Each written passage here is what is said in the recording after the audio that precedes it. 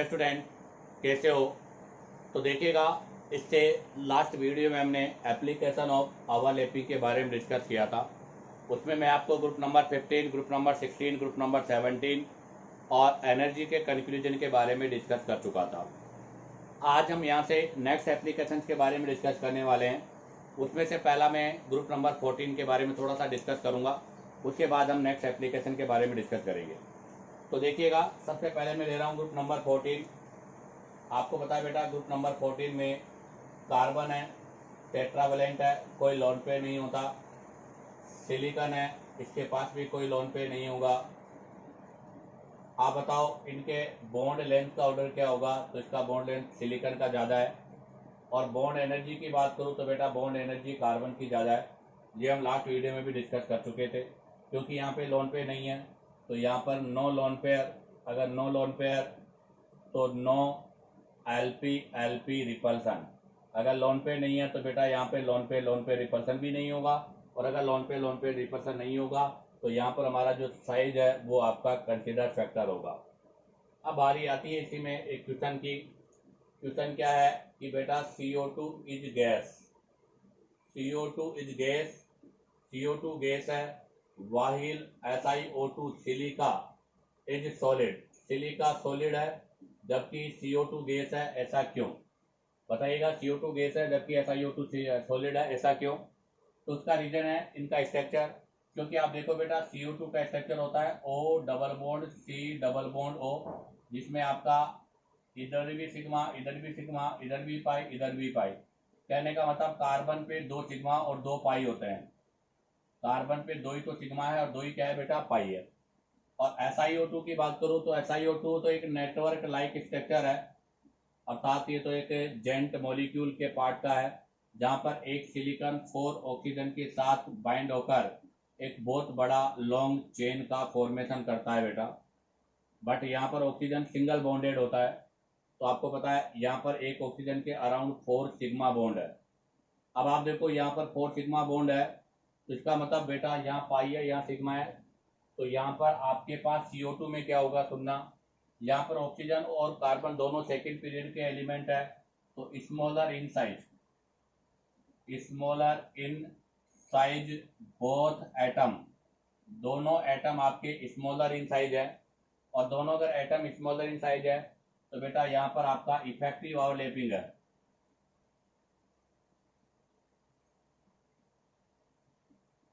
और अगर effective overlapping है तो बेटा ये किस फॉर्म में मिलेगा? गैस फॉर्म में। जबकि आपको पता है बेटा यहाँ सिलिकॉन का साइज बड़ा है, larger in size of silicon, इसलिए बेटा नो इफेक्टिव ओवरलैपिंग। इसलिए यहाँ पर आपका इफेक्टिव ओवरलैपिंग नहीं है।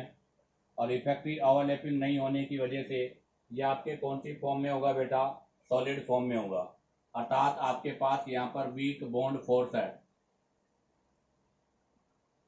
जबकि आपके पास यहाँ पर स्ट्रॉन्ग बॉन्ड फॉर्मेशन है। इसलिए CO2 गैस फॉर्म में मिलेगा, जबकि आपका SI2 जो है वो सॉलिड फॉर्म में होता है। अब बारी आती है नेक्स्ट से, हम लोगों ने डिस्कस किया था अकॉर्डिंग टू BBT। बेटा BBT ने कहा था कि नंबर ऑफ अनपेयर इलेक्ट्रॉन, जितने ज्यादा अनपेयर इलेक्ट्रॉन होंगे, आपको पता है बेटा नंबर ऑफ कोविलेंट बॉन्ड, उतने ही कोविलेंट बॉन्ड बनेंगे, चाहे वो इन ग्राउंड स्टेट हो, चाहे वो आपकी एक्साइटेड स्टेट हो। बेटा हमें पता है BBT के अकॉर्डिंग जितने अनपेयर इलेक्ट्रॉन होंगे बेटा उतने ही कोविलेंट बॉन्ड का फॉर्मेशन होता, ऐसा BBT का कहना था। जैसा आप लोगों ने पढ़ा भी कि number of unpaired electron in hydrogen, बताओ हाइड्रोजन में कितना अनपेयर इलेक्ट्रॉन है? एक, तभी हाइड्रोजन में सिंगल बॉन्ड होता है। Number of unpaired electron in oxygen, oxygen में बेटा 2 हैं, आपके ऑक्सीजन में 2 अनपेयर इलेक्ट्रॉन है, तभी ऑक्सीजन में डबल बॉन्ड है। नाइट्रोजन में 3 है, तो बेटा वहां पर आपको पता है ट्रिपल बॉन्ड है। इसका मतलब BBT ये कहती है कि जितने अनपेयर इलेक्ट्रॉन होंगे बेटा उतना ही बॉन्ड का फॉर्मेशन होगा। बट ये BBT या एक जगह आकर आपकी क्या हो गई बेटा? फेल हो गई। इसका मतलब अब हम BBT के आगे के कॉन्सेप्ट के बारे में जहाँ से ही रूपरेखाएं तैयार कर रहे हैं कि BBT ज्यादा सक्सेस क्यों नहीं हुई। तो अगर मैं यहाँ से बात करता हूँ कार्बन, तो आपको पता है कार्बन इन ग्राउंड स्टेट, बेटा कार्बन के ग्राउंड स्टेट के अंदर आपको पता है केवल 2 अनपेयर इलेक्ट्रॉन है। बट अगर मैं यहाँ से बात कर दूं किसकी, फर्स्ट एक्साइटेड स्टेट, अगर इसको मैं यहाँ से एक्साइटेड स्टेट में बात करता हूँ तो बेटा कार्बन के फर्स्ट एक्साइटेड स्टेट में 4 अनपेयर इलेक्ट्रॉन है। नंबर ऑफ अनपेयर इलेक्ट्रॉन कितने हैं बेटा, 4 है। अगर 4 अनपेयर इलेक्ट्रॉन है तो कार्बन के बीच में 4 बॉन्ड होंगे, अर्थात कार्बन कार्बन कार्बन के बीच में ये 4 बॉन्ड होंगे। बट आपको पता है ऐसा पॉसिबल नहीं है, ये आपका डज नॉट इन एग्जिस्ट, ये एग्जिस्ट नहीं करता। या मैं ऐसे भी कह सकता हूं बेटा कि C2 सॉलिड फॉर्म में अगर है तो वो आपका एग्जिस्ट नहीं करेगा, नो एग्जिस्ट। जैसा हमने कहा था H2 सॉलिड एग्जिस्ट नहीं करता, P2 सॉलिड एग्जिस्ट नहीं करता, H2 वेपर एग्जिस्ट करता है, P2 वेपर एग्जिस्ट करता है, वैसे ही बेटा C2 भी वेपर फॉर्म में ही क्या करता है, एग्जिस्ट करता है, सॉलिड फॉर्म में एग्जिस्ट नहीं करेगा। और हमने इससे पहले एक वीडियो में डिस्कस भी किया था कि बेटा नॉन मेटल जो होती है उनके बीच में मैक्सिमम केवल 3 ही बॉन्ड हो सकते हैं। तो बेटा यहाँ पर 4 अनपेयर इलेक्ट्रॉन है, बट कार्बन कार्बन के बीच में मैक्सिमम 3 ही बॉन्ड का फॉर्मेशन होगा, जिसमें आपका 1 सिग्मा और 2 पाई होंगे। तो ध्यान रखना बेटा, अगर आपसे कभी एग्जाम में पूछ लिया जाए कि नॉन मेटल के बीच में मैक्सिमम कितने बॉन्ड होते हैं, तो नॉन मेटल के बीच में मैक्सिमम हमेशा 3 ही बॉन्ड होते हैं बेटा, जिसमें 1 सिग्मा और 2 पाई होते हैं। और अगर ओवरऑल पूछे तो भी हम यही बताएंगे। हालांकि मैंने आपको एक एग्जांपल बताया था आरी वाला, रीनियम वाला, डी ब्लॉक का, उसके अंदर मैक्सिमम 4 बॉन्ड थे। बट ऐसे एलिमेंट रेयर एलिमेंट्स होते हैं, बहुत कम मिलते हैं। इसलिए अगर आपको जनरली पूछा जाए कि 2 एटम्स के बीच में मैक्सिमम कितने बॉन्ड होते हैं, तो प्रायोरिटी के हिसाब से हम वहां पर 3 ही आंसर लिखते हैं। इसी के साथ आपका ये ग्रुप नंबर 14 कंप्लीट होता है। आप चाहो तो यहाँ से इसका स्क्रीनशॉट ले लीजिएगा। अब हम यहाँ से नेक्स्ट एप्लीकेशन के बारे में डिस्कस करेंगे। तो देखिएगा बेटा, अब हम डिस्कस करेंगे सेकेंड एप्लीकेशन, कैटिनेशन टेंडेंसी या कैटिनेशन प्रॉपर्टी।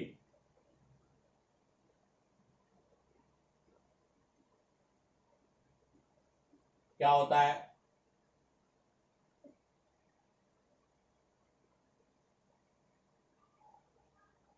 तो बताइएगा किसे कहते हैं कैटिनेशन प्रॉपर्टी।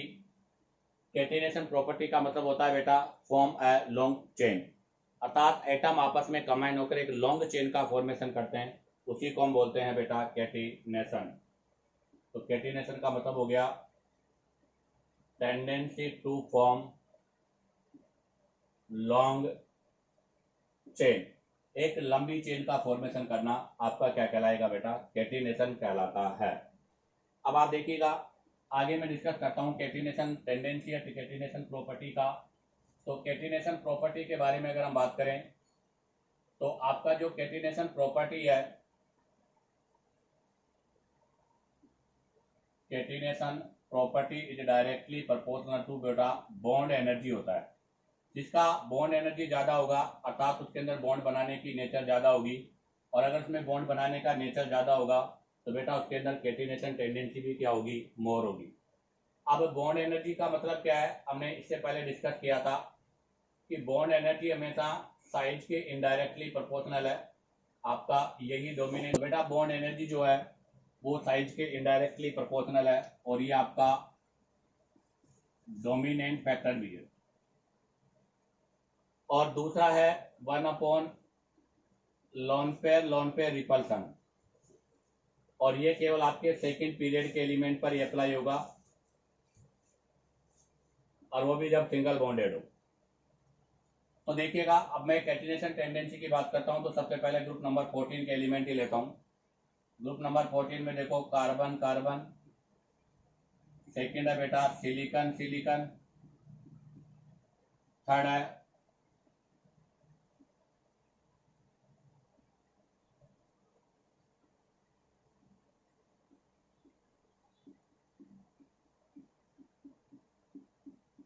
आप बताओ इनमें कैटिनेशन की टेंडेंसी क्या होगी। तो हमें पता है बेटा डाउन द ग्रुप जाने पर हमेशा साइज बढ़ेगा। आप बताओ डाउन द ग्रुप जाने पर अगर साइज बढ़ेगा तो ओवरलैपिंग कम होती चली जाएगी। ओवरलैपिंग कम हो जाएगी तो बेटा बॉन्ड एनर्जी भी क्या हो जाएगी, कम। और अगर बॉन्ड एनर्जी कम हो गई तो बेटा ऐसी कंडीशन से कैटिनेशन टेंडेंसी भी कम हो जाएगी। तो बताओ इनके अंदर कैटिनेशन टेंडेंसी का ऑर्डर क्या होगा, कार्बन के अंदर कैटिनेशन टेंडेंसी सबसे ज्यादा होता है। और अभी हमने जब इससे पहले लास्ट वीडियो में बॉन्ड एनर्जी के ऑर्डर के बारे में डिस्कस किया था, तब कहा था कि बॉन्ड एनर्जी हाइड्रोजन के बाद में कार्बन की सबसे ज्यादा है। हाइड्रोजन में कैटिनेशन नहीं हो सकता क्योंकि हाइड्रोजन केवल सिंगल बॉन्ड ही बनाता है। इसलिए पूरी पैरियोडिक टेबल में बताइएगा सबसे ज्यादा कैटिनेशन टेंडेंसी किसमें होती है बेटा, कार्बन के अंदर होती है। तो carbon has maximum catenation tendency in periodic table, अर्थात कार्बन के अंदर पूरी पैरियोडिक टेबल में मैक्सिमम कैटिनेशन टेंडेंसी होती है। उसका रीजन क्या है, बिकॉज इसकी बॉन्ड एनर्जी मैक्सिमम होती है। Bond energy of carbon is maximum. तो ध्यान रखना बेटा, पूरी पैरियोडिक टेबल के अंदर कार्बन में कैटिनेशन टेंडेंसी सबसे ज्यादा है क्योंकि इसका बॉन्ड एनर्जी सबसे ज्यादा है। हालांकि कार्बन कार्बन से ज्यादा बॉन्ड एनर्जी तो हाइड्रोजन का है, हाइड्रोजन का बॉन्ड एनर्जी कार्बन से ज्यादा है। बट आपको पता है बेटा हाइड्रोजन केवल मोनोवैलेंट है, और मोनोवैलेंट है इसलिए वो आपका कैटिनेशन नहीं कर सकता, क्योंकि बीच वाला हाइड्रोजन दोनों साइड बॉन्ड नहीं बना सकता। इसलिए यहाँ पर तो हम कैटिनेशन की बात नहीं करेंगे। तो उसके बाद में कौन आता है, कार्बन। इसलिए सबसे ज्यादा कैटिनेशन टेंडेंसी किसके अंदर होगी, कार्बन में होगी। अब बारी आती है ग्रुप नंबर 15। आप देखिएगा बेटा ग्रुप नंबर 15 है। ग्रुप नंबर 15 का मतलब हो गया नाइट्रोजन, और कैटिनेशन का मतलब single bond, not multiple bond, only single bond. एक आपका फास्फोरस होगा, एक आपका नाइट्रोजन होगा। आप देखिएगा अभी हमने इसके पहले भी डिस्कस किया था। आप बताइएगा इनके बॉन्ड लेंथ का ऑर्डर क्या होगा। तो बॉन्ड लेंथ तो फास्फोरस का ज्यादा है। और बॉन्ड एनर्जी की बात करूं तो बेटा बॉन्ड एनर्जी भी फास्फोरस की ज्यादा है। अगर बॉन्ड एनर्जी फास्फोरस की ज्यादा है तो बेटा कैटिनेशन भी फास्फोरस का ज्यादा होता है। अर्थात नाइट्रोजन के अंदर कैटिनेशन टेंडेंसी नहीं पाई जाती। क्यों, क्योंकि यहाँ पर आपको पता है लोन पे रिपल्सन होता है, और लोन पे रिपल्सन होने की वजह से इसका बॉन्ड एनर्जी कम होगा, जबकि फास्फोरस में ऐसा नहीं होता। इसलिए फास्फोरस का बॉन्ड एनर्जी क्या होगा बेटा, मोर होगा। अब आप चाहो तो यहाँ से इसका स्क्रीनशॉट लीजिएगा। अब हम यहाँ से नेक्स्ट ग्रुप नंबर 16 और 17 के बारे में डिस्कस करेंगे। तो देखिएगा अब डिस्कस करेंगे ग्रुप नंबर 16। तो ग्रुप नंबर 16 में अगर मैं बात करूं तो वही oxygen single bonded, oxygen oxygen ये सिंगल बॉन्डेड है, और एक आपका सल्फर, ये सल्फर सिंगल बॉन्डेड है। आप बताइएगा सबसे पहले तो इनके बॉन्ड लेंथ का ऑर्डर, तो बॉन्ड लेंथ सल्फर का ज्यादा होगा। सेकेंड ऑर्डर बॉन्ड एनर्जी, बताओ बॉन्ड एनर्जी किसकी ज्यादा होगी, वो भी सल्फर की ज्यादा होगी, क्योंकि ऑक्सीजन के ऊपर तो लोन पे रिपल्सन काम कर रहा है, और आपको पता है लोन पे रिपल्सन की वजह से इसका बॉन्ड एनर्जी कम होगा। तो मुझे बताओ कैटिनेशन टेंडेंसी किसका ज्यादा होगा। तो कैटिनेशन टेंडेंसी भी सल्फर का होगा। ऑक्सीजन के अंदर वही कैटिनेशन टेंडेंसी अप्रोक्सीमेट सेम 0 होती है, अर्थात नाइट्रोजन की तरह इसमें भी कैटिनेशन नहीं होता। अब आ रही है ग्रुप नंबर 17। ग्रुप नंबर 17 में फ्लोरीन की बात करें तो बेटा फ्लोरीन में कैटिनेशन नहीं होता, क्योंकि यही वापस वही यूनी आपका वैलेंट है, अर्थात ये मोनोवैलेंट है, केवल ये एक ही साइड से कनेक्ट हो सकता है, इसलिए इसके अंदर ऐसी बाइंडिंग कैपेसिटी नहीं होगी। जबकि अगर क्लोरीन की हम बात करें तो क्लोरीन का बॉन्ड एनर्जी वैसे भी इससे ज़्यादा है, और इससे ज़्यादा है तो उसमें ऐसा होगा। तो देखो बॉन्ड लेंथ की बात करें तो क्लोरीन का होगा। बॉन्ड एनर्जी की बात करूँ तो क्लोरीन का होगा, क्योंकि यहाँ पर वही क्या लग रहा है, लोन पेयर रिपल्सन काम कर रहा है। और अगर कैटिनेशन की बात करूँ तो बेटा कैटिनेशन भी क्लोरीन का ही ज़्यादा होगा।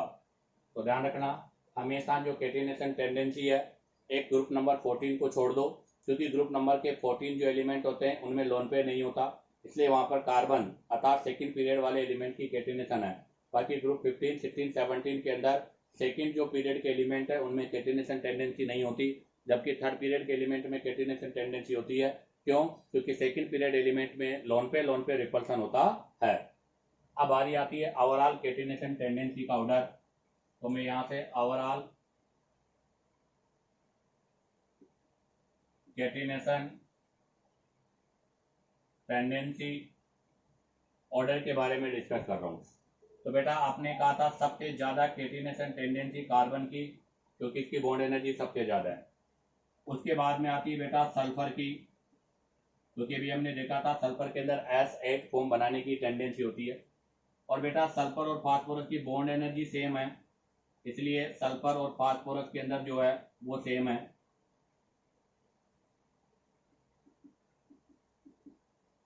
उसके बाद में बारी आती है बेटा सिलिकॉन की। हालांकि सिलिकॉन में लोन पेयर तो नहीं है, बट इसका साइज बड़ा होने की वजह से ऐसा हो रहा है। उसके बाद में बारी आती है बेटा नाइट्रोजन की, और सबके लास्ट में आता है बेटा ऑक्सीजन। अर्थात ऑक्सीजन के अंदर कैटिनेशन टेंडेंसी सबसे लीस्ट पाई जाती है। उसका रीजन क्या है? बॉन्ड एनर्जी, क्योंकि कैटिनेशन टेंडेंसी बॉन्ड एनर्जी के डायरेक्टली प्रोपोर्शनल होती है। इसी के साथ आपका ये कैटिनेशन टेंडेंसी की प्रॉपर्टी का पोर्शन जो होता है वो कंप्लीट होता है। अब आप यहाँ से इसका स्क्रीनशॉट ले लीजिएगा। अब हम यहाँ से नेक्स्ट एप्लीकेशन के बारे में डिस्कस करेंगे। तो देखिएगा बेटा, अब हम डिस्कस करेंगे नेक्स्ट एप्लीकेशन थर्मल स्टेबिलिटी। क्या होता है थर्मल स्टेबिलिटी? जरा पहले मैं पॉइंट लिखता हूँ, फिर आपको एक्सप्लेन करता हूँ। थर्मल स्टेबिलिटी, स्टेबिलिटी सब जानते हैं, और थर्मल का मतलब होता है टेम्परेचर, और thermal stability is directly proportional to beta bond energy होता है। थर्मल स्टेबिलिटी से मतलब है कि आपके पास कोई मॉलिक्यूल है, उसको हम अगर हीट करेंगे, हीट करने के बाद अगर वो ब्रेक हो रहा है, अगर वो इजीली ब्रेक हो रहा है तो इसका मतलब इसकी स्टेबिलिटी कम होगी, और अगर वो डिफिकल्ट ब्रेक हो रहा है तो इसका मतलब इसकी स्टेबिलिटी ज़्यादा होगी। तो थर्मल स्टेबिलिटी से मतलब है कि आपका के पास जो भी मॉलिक्यूल है उसको जब हम हीट करेंगे, हीट करने के बाद अगर वो इजीली ब्रेक हो रहा है तो उसका थर्मल स्टेबिलिटी कम होगा, अगर वो डिफिकल्ट ब्रेक हो रहा है तो उसका थर्मल स्टेबिलिटी मोर होगा। अब ये कैसे डिपेंड करता है बॉन्ड एनर्जी पर?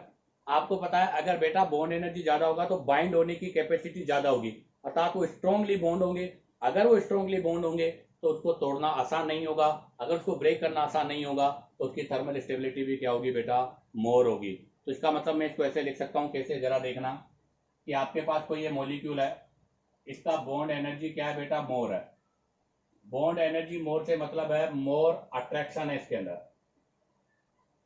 आप बताओ, अगर इसके अंदर मोर अट्रैक्शन फोर्स प्रेजेंट है तो जब इसको हम यहाँ से हीट करेंगे तो इसके अंदर मोर अट्रैक्शन फोर्स बोल दो या मोर ओवरलैपिंग बोल दो। अब आप बताओ, अगर इसमें मोर अट्रैक्शन फोर्स है, मोर ओवरलैपिंग है, अगर हम इसको हीट करेंगे तो आपको पता है ये इजीली ब्रेक नहीं होगा, नो इजीली ब्रेक। अब आप बताओ, अगर इजीली ब्रेक नहीं होगा तो इसकी थर्मल स्टेबिलिटी क्या होगी बेटा? मोर होगी। अर्थात इसको हीट करने के बाद भी ये ब्रेक नहीं हो रहा, इसका मतलब इसकी ब्रेक होने की टेंडेंसी कम है, तो इसकी स्टेबिलिटी क्या होगी? मोर होगी।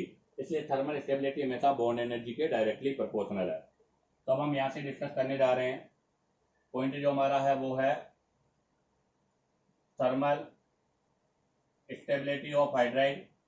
और बेटा ये जो पूरा पोर्शन है वो 12th क्लास के अंदर है आपका पी ब्लॉक। तो हम thermal stability of hydride 12th class portion आपका पी ब्लॉक के बारे में डिस्कस कर रहे हैं। तो थर्मल स्टेबिलिटी ऑफ हाइड्राइड में अगर मैं बात करूं तो सबसे पहले मैं ले रहा हूं ग्रुप नंबर 15। ग्रुप नंबर 15 का मतलब हो गया बेटा आपका MH3, जहां पर M बराबर क्या हो सकता है? नाइट्रोजन, फास्फोरस, ये अर्थात नाइट्रोजन, फास्फोरस, ऑर्गेनिक एंटीमनी, ये आपके हो सकते हैं। चलो जरा इसको पूरा एक्सप्लेन समझा रहा हूं मैं आपको। आप देखिएगा, सबसे पहले एम में आपका कोई सा भी एलिमेंट हो सकता है, उसका इलेक्ट्रॉनिक कॉन्फ़िगरेशन होगा, एस में 2 इलेक्ट्रॉन होंगे, और पी जो है उसमें आपके पास 3 इलेक्ट्रॉन होंगे, और तीनों अनपेयर होंगे। एक आपका पी एक्स है, एक आपका पी वाई है, एक आपका पी जेड है, और तीनों पी वाले जो है वो परपेंडिकुलर होंगे। अब बारी आती है बेटा हाइड्रोजन की। आपको पता है कितने हाइड्रोजन है? 3 हाइड्रोजन है, तो यहाँ से 3 हाइड्रोजन होंगे। एक हाइड्रोजन के पास एक अनपेयर इलेक्ट्रॉन होता है, तो बेटा यहाँ से इनमें बाइंडिंग होगी, इसमें बाइंडिंग होगी, सिग्मा बॉन्ड बनेगा। इसमें बाइंडिंग होगी बेटा, जहाँ भी सिग्मा बॉन्ड बनेगा। इसमें बाइंडिंग होगी बेटा, जहाँ पर भी सिग्मा बॉन्ड बनेगा। इसका मतलब ये हुआ कि यहाँ पर और ये लोन पे रहेगा। तो अगर हम MH3 में बात करें तो आपके जो MH3 है, इस MH3 के अंदर टोटल 4 बॉन्ड है, उन 4 बॉन्ड में से आपके पास 3 बॉन्ड पेयर है और साथ में आपका एक लोन पेयर है। बेटा ध्यान रखना 3 बॉन्ड पेयर है तो तीनों बॉन्ड पेयर किसकी फॉर्म में है बेटा, सिग्मा बॉन्ड की फॉर्म में है, और उसके साथ में आपका एक क्या है बेटा, यहाँ पे लोन पेयर है। अब अगर इसकी स्ट्रक्चर बनाऊं तो कैसे बनेगा स्ट्रक्चर, तो बहुत सिंपल सा स्ट्रक्चर है, जरा देखिएगा आप लोग। एम, एम आपका सेंट्रल एटम है, तो ये आपका एम सेंट्रल एटम हो गया। अब आप देखो इसके अंदर p x p y z तीनों आपके सिग्मा बॉन्ड का फॉर्मेशन कर रहे हैं और तीनों पी परपेंडिकुलर होंगे। तो एक पी ऐसे होगा, एक पी आपका ऐसे होगा और एक पी आपका ऐसे होगा, क्योंकि यहाँ पर भी 90 और यहाँ पर भी कितने का 90 का एंगल होगा। ये आपका पी एक्स वाला हो गया, ये आपका पी वाई हो गया, और अब पी जेड जो बनेगा बेटा वो आपका ये पी जेड हो गया। क्लियर हो गया। अब ये आपको पता है यहाँ पर भी आपका हाइड्रोजन लगा हुआ है, यहाँ पर भी आपका हाइड्रोजन लगा हुआ है, यहाँ पर भी हाइड्रोजन लगा हुआ है, और एक आपका ये लोन पेयर हो गया। इसका मतलब ये हाइब्रिडाइजेशन कौन सा हो गया, तो हाइब्रिडाइजेशन तो आपका sp3 हो गया, बट इसका जो स्ट्रक्चर है वो हो गया ट्राइगोनल पिरामिडल। ट्राइगोनल पिरामिडल, इसका स्ट्रक्चर क्या हो गया बेटा, ट्राइगोनल पिरामिडल आपका स्ट्रक्चर हो गया। अब इसके अंदर हम एग्जांपल्स की बात करते हैं अलग अलग। तो जरा आप देखो, सबसे पहले मैं ले रहा हूं यहां से NH3 नाइट्रोजन, फास्फोरस, आर्सेनिक और एंटीमनी वाले, ये ले लिए। अब सबसे पहला इनके अंदर ओवरलैपिंग, तो नाइट्रोजन कौन से में होगा बेटा, 2p में, तो 2p 1s, जैसे लिख देता हूं 1s 2p, ये ओवरलैपिंग है, यहाँ पर जो ओवरलैपिंग हो रही है। सेकंड में बोलो हाइड्रोजन तो 1s रहेगा, फास्फोरस 3p, नेक्स्ट वाले में 1s 4p और नेक्स्ट वाले में बेटा 1s 5p। तो मुझे आप बताओ यहाँ पर ओवरलैपिंग के अगर ऑर्डर की मैं बात करूँ तो ओवरलैपिंग का ऑर्डर क्या होगा, तो बेटा इफेक्टिव ओवरलैपिंग का ऑर्डर आपका ये हो जाएगा, अर्थात नाइट्रोजन वाले में सबसे ज्यादा इफेक्टिव ओवरलैपिंग होगी। उसका रीजन स्मॉलर इन साइज है, और आपको पता है बेटा स्मॉलर इन साइज होगा तो मोर इफेक्टिव ओवरलैपिंग होगी, और ये आपका लार्जर इन साइज है, अगर लार्जर इन साइज होगा तो बेटा इफेक्टिव ओवरलैपिंग नहीं होगी। तो मुझे बताओ पहला पॉइंट है मेरा बॉन्ड लेंथ का ऑर्डर, तो बेटा बॉन्ड लेंथ का ऑर्डर आपका ये हो जाएगा, क्योंकि डाउन द ग्रुप जाने पर बॉन्ड लेंथ बढ़ती है। सेकेंड पॉइंट है बेटा बॉन्ड एनर्जी, आप बताओ बॉन्ड एनर्जी इसके इनडायरेक्टली प्रोपोर्शनल हो जाएगी, क्योंकि डाउन द ग्रुप जाने पे साइज बढ़ेगा तो बॉन्ड एनर्जी कम हो जाएगी। तो मुझे बताओ बेटा थर्मल स्टेबिलिटी, तो थर्मल स्टेबिलिटी बॉन्ड एनर्जी के डायरेक्टली प्रोपोर्शनल है, तो इसका मतलब अमोनिया का थर्मल स्टेबिलिटी ज्यादा होगा और sbh3 का थर्मल स्टेबिलिटी सबसे कम होगा। अब बात आती है यहाँ से नेक्स्ट पॉइंट, देखो बेटा एक पॉइंट ओवरलैपिंग का हो गया, एक बॉन्ड लेंथ का हो गया, एक बॉन्ड एनर्जी का हो गया, एक थर्मल स्टेबिलिटी का हो गया। फिफ्थ नंबर का पॉइंट आता है बेटा बॉन्ड एंगल, बॉन्ड एंगल, और वो भी कौन सा, एक्सपेक्टेड, हम क्या एक्सपेक्टेड कर रहे हैं। तो देखो बेटा सभी बॉन्ड एंगल कितने के आ रहे हैं, 90 के, तो इसका मतलब हम यहाँ पर एक्सपेक्टेड कर रहे हैं कि यहाँ पर बॉन्ड एंगल 90 डिग्री का है। क्यों, क्योंकि केवल ओवरलैपिंग हो रही है और कोई कॉन्सेप्ट नहीं है। बट रियलिटी में अगर बात करें बॉन्ड एंगल एक्सपेक्टेड, बट अगर एक्चुअल बॉन्ड एंगल की बात करूं मैं, तो एक्चुअल बॉन्ड एंगल में अमोनिया के अंदर जो बॉन्ड एंगल होता है बेटा वो 107.5 107.5 होता है। बाकी अगर PH3 AH3 और SbH3 की बात करूं तो यहाँ पर बॉन्ड एंगल आपका बेटा ये तो हो जाएगा 94, ये हो जाएगा 93 और ये हो जाएगा 92, अर्थात इनके अंदर बॉन्ड एंगल जो होता है वो अप्रोक्सीमेट 90 डिग्री होता है, और इनके अंदर 90 डिग्री हो रहा है, तो ये तो किसको बता रहे हैं, ओवरलैपिंग थ्योरी को बता रहे हैं। ये सब तो किस चीज का एक्सप्लेन कर रहे हैं बेटा, आपकी ओवरलैपिंग थ्योरी को एक्सप्लेन कर रहा है। बट आप देखो यहाँ पर बॉन्ड एंगल 107.5 है, ये ओवरलैपिंग थ्योरी को एक्सप्लेन नहीं कर रहा, और यहाँ से ही अब हम एडवांस की ओर बढ़ते जा रहे हैं, अर्थात अब इसके आगे के टॉपिक की रूपरेखाएं तैयार हो गई है, क्योंकि इसका बॉन्ड एंगल 107.5 नहीं है, इसका मतलब हमें यहाँ पर एक नए कॉन्सेप्ट की रिक्वायर्ड है। क्यों हुआ 107.5, इसके बारे में हम आगे वाले कॉन्सेप्ट में डिस्कस करेंगे। इसी के साथ आपके ग्रुप नंबर 15 के एडाइट्स की बात कंप्लीट होती है। आप चाहो तो यहाँ से इसका स्क्रीनशॉट ले लीजिएगा। अब हम यहाँ से ग्रुप नंबर 16 के एडाइट के बारे में डिस्कस करेंगे। अब हम डिस्कस करेंगे बेटा ग्रुप नंबर 16 के हाइड्राइड्स।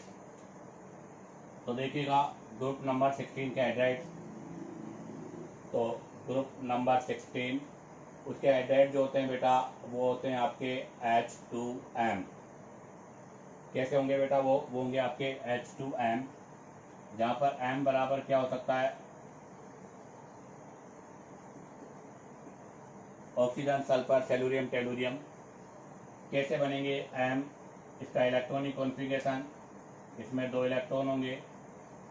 पी के अंदर आपको पता है बेटा एक में 2 होंगे और बाकी 2 में एक एक होंगे। अब ये कोई से भी हो सकते हैं, पी वाई पी जेड भी हो सकते हैं, पी एक्स कोई सा भी मान लीजिएगा। अब यहाँ से कितने हाइड्रोजन रखने हैं? 2 हाइड्रोजन। 2 हाइड्रोजन में से एक हाइड्रोजन के पास एक अनपेयर इलेक्ट्रॉन होता है। दोनों हाइड्रोजन के बीच में यहाँ पर शेयरिंग होगी इस तरह से। तो ये शेयरिंग होने की वजह से बेटा एक सिग्मा ये बनेगा, एक सिग्मा ये बनेगा, और ये दोनों क्या रहेंगे? Lone pair. तो देखिएगा टोटल मेरे पास यहाँ से 2 लोन पेयर है और 2 ही बॉन्ड पेयर है, अर्थात टोटल 4 है। तो हाइब्रिडाइजेशन तो sp3 हो जाएगा। बॉन्ड एंगल की अगर मैं बात करूँ तो जैसे ये m है, इसके पास केवल 2 हाइड्रोजन है, तो ये हाइड्रोजन मान लो पी वाई पर है, तो सेकेंड हाइड्रोजन आपका पी जेड पर होगा और बीच में एंगल कितने का होगा? 90 का। बाकी जो 2 लोन पेयर हैं वो लोन पेयर आपके इस तरह से अरेंज होंगे, ये आपके लोन पेयर अरेंज होंगे। बताओ इस स्ट्रक्चर को हम क्या बोलते हैं? तो ये स्ट्रक्चर होगी बेटा आपका वी शेप, बैंड या फिर एंगुलर, इनमें से किसी भी नाम से इसको हम रिप्रेजेंट कर सकते हैं। आगे स्टडी करेंगे इनके बारे में कि कैसे पता करते हैं ये। अब इसके अंदर एग्जांपल्स लेते हैं। तो एग्जांपल में देखो, सबसे पहला मैं ले रहा हूँ H2O वाटर, सेकेंड ले रहा हूँ मैं H2S, थर्ड ले रहा हूँ H2Se, फोर्थ ले रहा हूँ H2Te। अब आप देखो यहाँ से पहले ओवरलैपिंग के बारे में डिस्कस करेंगे हम, इनके ओवरलैपिंग के बारे में। तो इसके अंदर तो हाइड्रोजन तो 1s हो जाएगा, ऑक्सीजन आपका 2p हो जाएगा, इसमें आपका 1s और 3p हो जाएगा, इसके अंदर बेटा 1s 4p हो जाएगा, और इससे अगले वाले में बेटा 1s और 5p हो जाएगा। आप देखिएगा अगर ओवरलैपिंग की बात करें तो ये स्मॉलर इन साइज है, अगर ये स्मॉलर इन साइज है तो यहाँ पर बेटर इफेक्टिव ओवरलैपिंग होगी क्योंकि स्मॉलर है, जबकि ये लार्जर इन साइज है बेटा, और अगर ये लार्जर इन साइज है तो यहाँ पर आपका लेस इफेक्टिव ओवरलैपिंग होगी, अर्थात यहाँ पर आपका इफेक्टिव ओवरलैपिंग नहीं होगी जबकि यहाँ पर होगी। तो यहाँ पर ओवरलैपिंग की अगर बात करें ऑर्डर की, तो ओवरलैपिंग का ऑर्डर ये हो जाएगा। फर्स्ट पॉइंट ये हो गया। सेकेंड पॉइंट में बात करता हूँ बॉन्ड लेंथ की। बताओ बॉन्ड लेंथ क्या होगा? तो बेटा ग्रुप में डाउन द ग्रुप जाने पर साइज बढ़ता है, तो बॉन्ड लेंथ ये हो जाएगा। आपको पता है बेटा बॉन्ड लेंथ बॉन्ड एनर्जी के इनडायरेक्टली प्रोपोर्शनल है। तो बताओ बॉन्ड एनर्जी का ऑर्डर जस्ट इसका क्या हो जाएगा? उल्टा हो जाएगा। H2O का बॉन्ड एनर्जी जो है वो सबसे ज़्यादा है। अब आता है नंबर 4 बॉन्ड एंगल। आप बताइएगा बॉन्ड एंगल का ऑर्डर क्या होगा? तो यहाँ पर भी सिंपल ओवरलैपिंग है, वही 90 डिग्री है, तो एक्सपेक्टेड जो वैल्यू है वो 90 है। अगर एक्सपेक्टेड की बात करूँ तो यहाँ पर भी क्या होना चाहिए? 90 होना चाहिए। बट अगर एक्चुअल एंगल की बात करें हम यहाँ से, तो वाटर के अंदर होता है बेटा 100.5 डिग्री, और बाकी जो H2S है इसमें होता है 93, H2 सेरियम होता है 92 और इसके अंदर होता है 91, अर्थात इनके अंदर अप्रोक्सीमेट आपका 90 के आसपास है, जो किस बात का एविडेंस है? ओवरलैपिंग थ्योरी का। तो ये सब आपके ओवरलैपिंग थ्योरी के हैं। बट आप देखिएगा बेटा वाटर के अंदर बॉन्ड एंगल 100.5 है, इसका मतलब इसका बॉन्ड एंगल जो है वो 90 का नहीं है। ऐसा क्यों हुआ? तो इसका मतलब यहाँ से हमें फिर वही नेक्स्ट कॉन्सेप्ट की रिक्वायर्ड होगी, और नेक्स्ट कॉन्सेप्ट जब हम आगे पढ़ेंगे हाइब्रिडाइजेशन, तब इसके अंदर एक्सप्लेन होगा, अर्थात ये 104 डिग्री 100.5 डिग्री का क्यों होता है। इसमें थर्मल स्टेबिलिटी का ऑर्डर रह गया। नंबर 5 अगर मैं थर्मल स्टेबिलिटी की बात करूँ तो थर्मल स्टेबिलिटी एनर्जी के डायरेक्टली प्रोपोर्शनल है, तो आपके थर्मल स्टेबिलिटी का ऑर्डर भी ये होगा। इसी के साथ आपके ग्रुप नंबर 16 के हाइड्राइड कंप्लीट होते हैं। अब आप चाहो तो यहाँ से इसका स्क्रीनशॉट ले लीजिएगा। अब हम यहाँ से ग्रुप नंबर 17 के हाइड्राइड के बारे में डिस्कस करेंगे। अब डिस्कस करेंगे बेटा ग्रुप नंबर 17। तो आप देखिएगा ग्रुप नंबर 17, इसके अंदर आपके होते हैं EH, MH ले लो, EH ले लो, EH की फॉर्म में ले लिया मैंने, जहाँ पर E बराबर क्या होगा? Fluorine, chlorine, bromine, iodine. जरा देखिएगा कैसे होता है इसका फॉर्मेशन। E एक इलेक्ट्रॉन तो आपका S में होगा। अब की बार बेटा P के अंदर आपके पास 5 इलेक्ट्रॉन है, ये 5 इलेक्ट्रॉन। हाइड्रोजन की बात करें तो एक ही हाइड्रोजन है, तो बेटा केवल एक ही सिग्मा बॉन्ड का फॉर्मेशन होगा यहाँ पर, और ये आपके लोन पेयर होंगे। तो इसका मतलब इसके अंदर 3 तो लोन पेयर हो गए, एक आपका सिग्मा बॉन्ड हो गया, टोटल 4 है। हाइब्रिडाइजेशन तो sp3 होगा यहाँ पर भी। अब स्ट्रक्चर की बात करें तो ये ई है, इसके अंदर केवल एक ही हाइड्रोजन होगा, वो किसी भी प्लेन पर हो सकता है एक्स वाई जेड। बाकी बचे हुए आपके लोन पेयर के पार्ट में होंगे, ये आपके लोन पेयर हैं। हाँ, इसका शेप कैसा हो गया बेटा, लीनियर हो गया, बिल्कुल एक लाइन की तरह हो गया। अब इसके अंदर भी एग्जाम्पल की बात करें तो सबसे पहला बनेगा बेटा H F, second HCl, HBr और HI। First point overlapping. आप बताओ ओवरलैपिंग के बारे में आपका क्या कहना है। 1s2p, 1s3p, 1s4p और 1s5p, ये इनकी ओवरलैपिंग है। आपको पता है स्मॉलर इन साइज है, अगर स्मॉलर इन साइज है तो बेटा मोर इफेक्टिव ओवरलैपिंग होगी। ये लार्जर इन साइज है तो बेटा यहाँ पर आपका लेस इफेक्टिव ओवरलैपिंग होगी। तो ओवरलैपिंग के ऑर्डर की बात करें तो ये इनके ओवरलैपिंग का ऑर्डर हो गया। सेकंड पॉइंट आता है बेटा बॉन्ड लेंथ। आपको पता है डाउन द ग्रुप जाने पर बॉन्ड लेंथ बढ़ेगी, तो ये इनके बॉन्ड लेंथ का ऑर्डर हो गया। नेक्स्ट पॉइंट आता है बेटा bond energy. Bond energy bond length के इनडायरेक्टली प्रोपोर्शनल है, तो ये इसके इनडायरेक्टली प्रोपोर्शनल है। तो HF की बॉन्ड एनर्जी सबसे ज़्यादा हो जाएगी, जिसकी वैल्यू है बेटा 569 किलो जूल पर मोल, सबसे ज़्यादा। और HI की सबसे कम होगी, वो है 297 किलो जूल पर मोल है। ठीक है बेटा। उसके अलावा अगर बात करें तो ये हो जाएगी आपकी 437 और ये हो जाएगी 368। अब बात आती है किसकी, thermal stability. Thermal stability energy के डायरेक्टली प्रोपोर्शनल है, तो HF का थर्मल स्टेबिलिटी HI से मोर होगा। यहाँ बॉन्डिंग की बात नहीं करेंगे क्योंकि केवल एक ही आपका HSIS है। हाँ, एसिडिक स्ट्रेंथ की बात कर सकते हैं हम यहाँ पर। तो आप देखो एसिडिक स्ट्रेंथ का मतलब है जिसमें ओवरलैपिंग कम हो रही है वो इजीली ब्रेक होगा। यहाँ पर ओवरलैपिंग कम है तो इजीली ब्रेक होगा, तो उसकी H+ साइन देने की टेंडेंसी सबसे ज्यादा होगी। तो इसका मतलब HI का एसिडिक स्ट्रेंथ जो है वो HF से मोर होगा। ये हम ऑर्गेनिक केमिस्ट्री में भी डिस्कस कर चुके थे। इसी के साथ आपका ये ग्रुप नंबर 17 के एड्राइड भी कंप्लीट होते हैं। अब आप चाहो तो यहाँ से इसका स्क्रीनशॉट ले लीजिएगा। अब हम यहाँ से ग्रुप नंबर 14 के एड्राइड के बारे में डिस्कस करेंगे। तो देखिएगा, अब हम डिस्कस करेंगे ग्रुप नंबर 14। ग्रुप नंबर 14 के अंदर हाइड्राइड ले रहा हूं मैं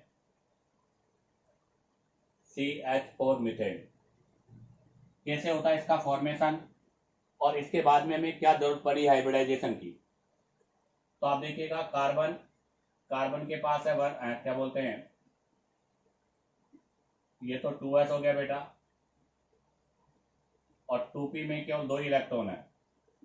ये इसका ग्राउंड स्टेट है, यहाँ से तो CH4 का फॉर्मेशन पॉसिबल नहीं है। तो अब यहाँ से हम इसकी एक्साइटेड स्टेट लेंगे। जैसे एक्साइटेड स्टेट में होगा आपको पता है पेयरिंग से अनपेयरिंग हो जाएगी और इसके पास टोटल 4 अनपेयर इलेक्ट्रॉन हो जाएंगे, जिसमें 2s और 2p में है। अब यहाँ से हाइड्रोजन लेंगे, कितने हाइड्रोजन बेटा 4, तो 4 हाइड्रोजन यहाँ से अपने 4 इलेक्ट्रॉन को डोनेट करके सिग्मा बॉन्ड का फॉर्मेशन करेंगे। यहाँ भी सिग्मा, यहाँ भी सिग्मा, यहाँ भी सिग्मा, यहाँ भी सिग्मा। सपोज दैट ये px है, ये py है और ये pz है। आप देखो बेटा यहाँ पर ये तीनों जो सिग्मा बॉन्ड बन रहे हैं वो सिग्मा बॉन्ड किसके साथ है, हाइड्रोजन और p के साथ। तो यहाँ पर जो आएगा वो आएगा 1s और 2p के सिग्मा बॉन्ड, जबकि ये वाला जो है बेटा वो आपका आ रहा है 1s और 2s का। ठीक है। अब मैं अगर यहाँ से इनके बॉन्ड स्ट्रेंथ की बात करूं तो आप बताइएगा इनका बॉन्ड स्ट्रेंथ क्या होगा। तो बेटा आपको पता है 1s 2p का बॉन्ड स्ट्रेंथ जो होता है वो 1s 2s से मोर है, क्योंकि p के अंदर डायरेक्शनल कैरेक्टर होता है, जबकि s जो होता है वो नॉन डायरेक्शनल है। इसका मतलब ये हुआ कि बेटा 3 बॉन्ड का स्ट्रेंथ जो है 1 से ज्यादा होगा। तो कहने का मतलब 3 जो सिग्मा बॉन्ड है उनका बॉन्ड स्ट्रेंथ 1 सिग्मा बॉन्ड से ज्यादा है। कौन से सिग्मा बॉन्ड से, जो कि आपका 1s और 2s से बना हुआ है। बट रियलिटी में जब देखा गया तो मीथेन में ऐसा नहीं होता बेटा। मीथेन के अंदर सभी CH बॉन्ड का जो बॉन्ड स्ट्रेंथ है वो इक्वल होता है, तो ध्यान रखना। But it is not true, ये आपका ट्रू नहीं है। जहां पर all CH bond strength equal है बेटा, उसमें कोई भी डिफरेंस नहीं है। तो इसका मतलब ये क्या हुआ, और जबकि ये जो कॉन्सेप्ट अभी चल रहा था वो किसके अकॉर्डिंग चल रहा था, ये कॉन्सेप्ट हमारा चल रहा है बेटा ओवरलैपिंग थ्योरी के अकॉर्डिंग। इसके अकॉर्डिंग ओवरलैपिंग थ्योरी के अकॉर्डिंग। इसका मतलब अगर ओवरलैपिंग थ्योरी के अकॉर्डिंग मैं बात करता हूं तो मीथेन के अंदर बेटा 3 सिग्मा बॉन्ड का जो स्ट्रेंथ है वो 1 सिग्मा बॉन्ड के स्ट्रेंथ से ज्यादा होगा। बट रियलिटी में जब एक्सपेरिमेंटल पता चला तो ऐसा नहीं होता, क्योंकि मीथेन में सभी जो आपके चारों CH बॉन्ड है उन चारों CH बॉन्ड के स्ट्रेंथ इक्वल होते हैं। इसका मतलब आपका ओवरलैपिंग थ्योरी यहाँ पर आकर क्या हो गई, फेल हो गई। इसका मतलब हमें यहाँ पे एक न्यू थ्योरी की रिक्वायर्ड पड़ेगी, और वो न्यू थ्योरी है आपका हाइब्रिडाइजेशन। इसलिए अब यहाँ से हमें नेक्स्ट पॉइंट जो है वो हाइब्रिडाइजेशन के बारे में डिस्कस करना है। चलो अब इसका स्ट्रक्चर भी ड्रॉ करता हूं मैं। आप देखो अगर मैं इसका स्ट्रक्चर ड्रॉ करूंगा तो ये कार्बन है, 3 हाइड्रोजन PX PY PZ पर है। तो सपोज दैट ये PX है, ये आपका PY है, यहाँ भी हाइड्रोजन, यहाँ भी हाइड्रोजन, और ये Z है, ये PZ है, यहाँ भी हाइड्रोजन। और फोर्थ वाला जो होगा अब वो इससे आउट ऑफ प्लेन ऐसे होगा। तो इसका स्ट्रक्चर ऐसा होना चाहिए, यहाँ भी 90 का एंगल, यहाँ भी 90 का एंगल है। बट बेटा ऐसा भी पॉसिबल नहीं है, ये भी आपका नॉट पॉसिबल, ऐसा पॉसिबल नहीं होता। क्योंकि मीथेन का जो स्ट्रक्चर होता है बेटा, मीथेन का जो रियल स्ट्रक्चर होता है वो तो इस तरह से होता है, टेट्राहेड्रल। मीथेन का जो रियल स्ट्रक्चर होता है बेटा वो तो इस तरह से होता है, और इस स्ट्रक्चर को हम क्या बोलते हैं बेटा, टेट्राहेड्रल स्ट्रक्चर बोलते हैं। क्या बोलते हैं बेटा, टेट्राहेड्रल स्ट्रक्चर बोलते हैं। और इसके अंदर बेटा ईच एंगल 190.5 का होता है, अर्थात यहाँ पर आपका हर एंगल 109.5 डिग्री का होता है। बट यहाँ पर आपको देखो ऐसा नहीं मिल रहा, इसका मतलब फिर आपका ओवरलैपिंग थ्योरी फेल हो गया। इसका मतलब यहाँ से हमारे पास ये ओवरलैपिंग थ्योरी का फेलियर है। इसकी वजह से ही हमें एक न्यू कॉन्सेप्ट पढ़ना पड़ेगा, और वो न्यू कॉन्सेप्ट होगा आपका हाइब्रिडाइजेशन। और बेटा हम हाइब्रिडाइजेशन के बारे में नेक्स्ट वीडियो में डिस्कस करेंगे। बहुत इंपॉर्टेंट पॉइंट है, क्योंकि एग्जाम में कम से कम 1 या 2 क्वेश्चन हाइब्रिडाइजेशन से जरूर आते हैं। इसी के साथ आपका ये पोर्शन कंप्लीट होता है। उम्मीद करता हूं कि आपको हर पॉइंट क्लियर हुआ होगा। अगर आपको हर पॉइंट क्लियर हुआ हो तो बेटा वीडियो को लाइक, सब्सक्राइब और शेयर करो, ताकि आप लोगों के पास न्यू नोटिफिकेशन आता रहे।